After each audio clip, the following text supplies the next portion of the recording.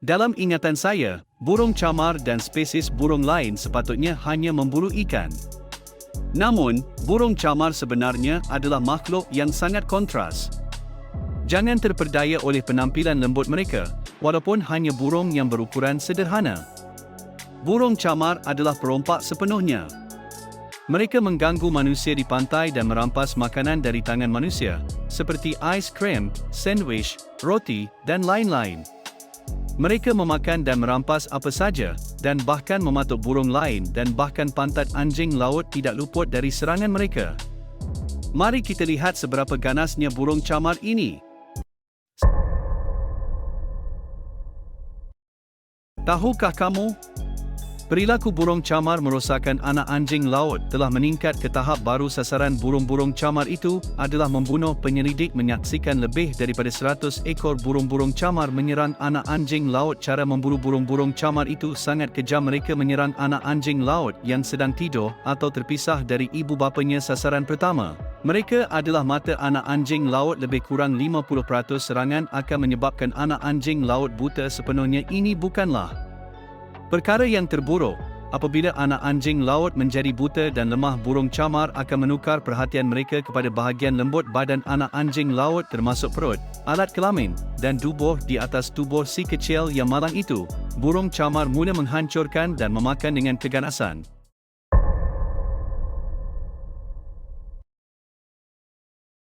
Anda pasti tidak sangka bahawa burung camar juga boleh memangsa burung-burung kecil yang lain. Burung camar akan menangkap seekor burung merpati, dan apabila mereka bersedia untuk memakannya, burung merpati akan berjuang untuk membebaskan diri.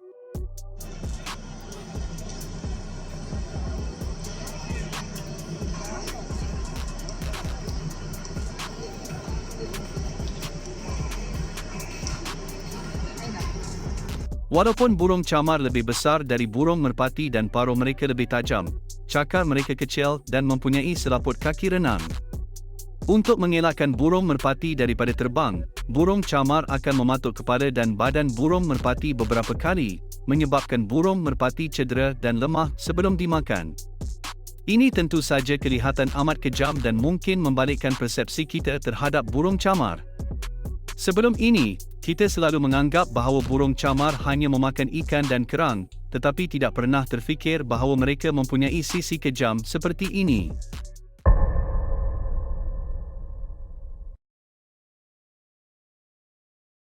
Anda fikir menyerang anjing laut sudah menjadi had maksimum bagi burung camar? Malahan, makhluk terbesar di bumi pun tidak dapat luput daripada serangan burung camar yang ganas. Di pantai Argentina, puluhan ekor anak paus mati setiap tahun, dan burung camar bertanggungjawab secara langsung. Pada mulanya, burung camar ini akan terbang mengelilingi paus, dan apabila paus naik ke permukaan laut untuk bernafas, burung camar akan mendarat di punggung paus dan memakan kulit mati paus. Namun, tingkah laku ini telah berubah secara beransur-ansur, dan burung camar kini mulai memakan daging yang sihat di bahagian belakang paus. Paus dewasa biasanya mempunyai cara untuk melindungi diri mereka dari serangan seperti ini, tetapi anak paus yang masih muda dan tidak berpengalaman tidak dapat bertahan. Akibatnya, jumlah serangan burung camar terhadap paus muda semakin meningkat. Beberapa belukar belakang ikan paus muda yang masih kecil mempunyai sekurang-kurangnya 20% kulit terdedah, yang disebabkan oleh bekas-bekas burung camar yang lapar telah memakan kulit mereka.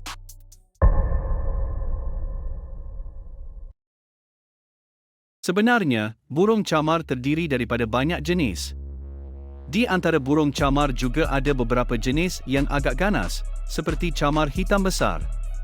Seperti namanya, bahagian belakang dan sayap burung camar hitam besar berwarna hitam, sementara bahagian lainnya berwarna putih.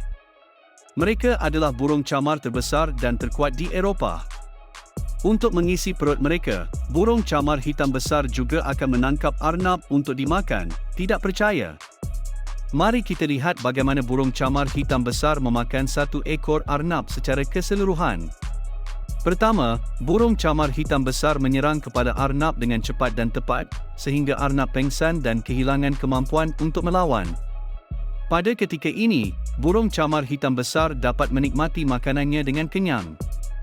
Burung camar hitam besar mengambil arnab dengan paruhnya dan menelan dari kepala hingga ke kaki. Namun, yang menakutkan dibandingkan dengan paruh burung camar, arnab seakan-akan lebih besar. Tetapi, burung camar hitam besar yang lapar tidak peduli dengan ini dan langsung menelan arnab. Meskipun seluruh prosesnya sukar, burung camar hitam besar tidak menyerah. Setelah lebih dari 1 minit menelan dengan paksa, burung camar hitam besar akhirnya memasukkan arnab ke dalam perutnya. Saya tidak tahu sama ada arnab sebesar itu boleh dicerna dengan baik oleh burung camar hitam besar. Ini benar-benar membuat orang susah bernafas ketika menontonnya. Lebih menggelegar lagi, kadang-kadang dua burung camar akan saling mengoyak arnab liar.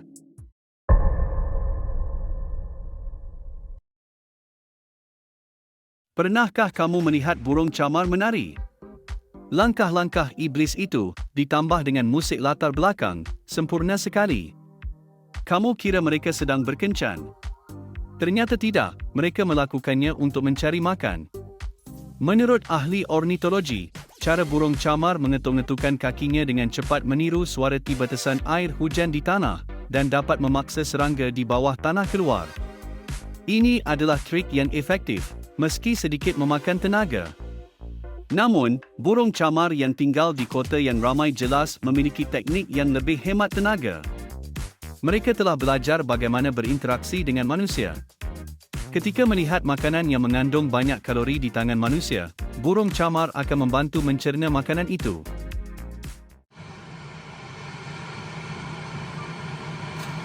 Kurva!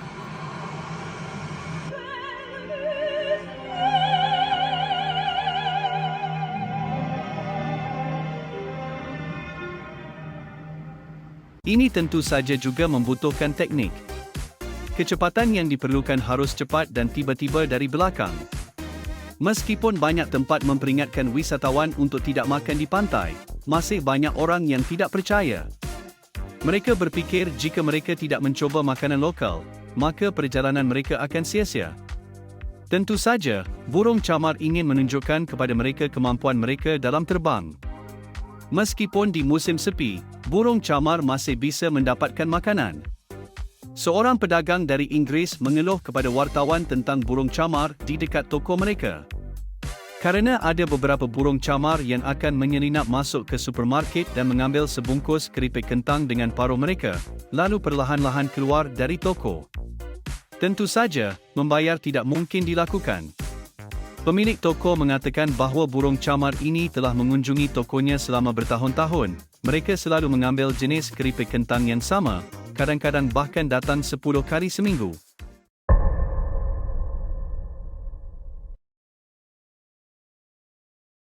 Makanan warna apa yang tidak disukai oleh burung camar?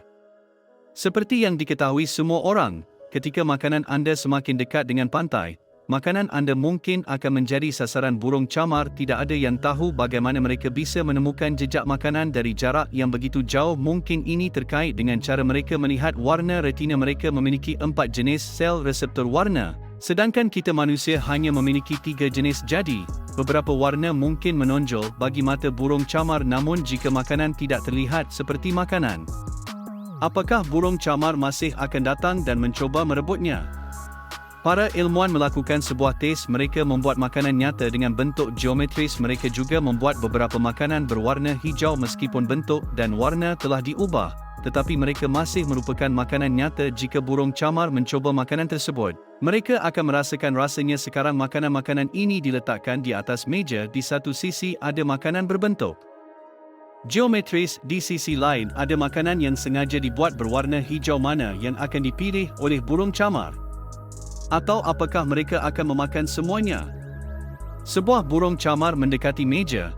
Ia memperhatikan makanan yang berbentuk asing. Burung ini sangat berhati-hati, tetapi hidungnya peka. Ia mencium aroma makanan yang menarik perhatiannya. Dia melompat ke atas meja dan memutuskan untuk mencoba dengan berani, mencicipi sedikit. Hati-hati setelah masuk ke dalam mulutnya, dia merasakan rasa yang familiar. Setelah yakin bahawa benda-benda aneh ini adalah makanan, dia berseru kepada teman-temannya, "Ada makanan di sini yang bisa membuat mereka kenyang." Dalam beberapa minit, sekelompok besar burung camar telah melahap makanan di atas meja namun mereka masih belum mencoba kentang goreng hijau yang segar jadi. Burung camar tampaknya tidak menyukai warna hijau namun bau makanan atau rasa penasaran burung camar mendorong mereka untuk mencoba kentang goreng hijau itu. Ini mungkin menunjukkan bahawa jika tidak ada satu burung camar yang berani untuk mencoba, maka tidak akan pernah ada burung camar yang pergi untuk makan makanan yang berbeza atau tidak akrab.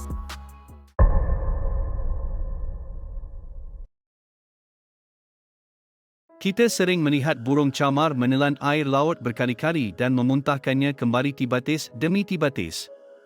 Banyak yang ingin tahu mengapa hal ini bisa terjadi. Sebenarnya, burung camar sedang minum air laut, tetapi bagaimana bisa? Seperti yang kita tahu, kemampuan ginjal burung sangat buruk. Namun, burung camar memiliki organ khusus yang disebut kelenjar garam di antara mulut dan mata. Seperti namanya, kelenjar garam burung camar seperti pemurni air laut. Kelenjar ini dapat membuang air garam melalui lubang hidung ke dalam mulut, kemudian menetes dari mulut. Terlihat seperti burung camar meminum air laut dan kemudian memuntahkannya kembali. Oleh kerana itu, burung camar dapat dengan baik beradaptasi dengan kehidupan di laut. Fungsi penghilangan natrium dari kelenjar garam sangat erat kaitannya.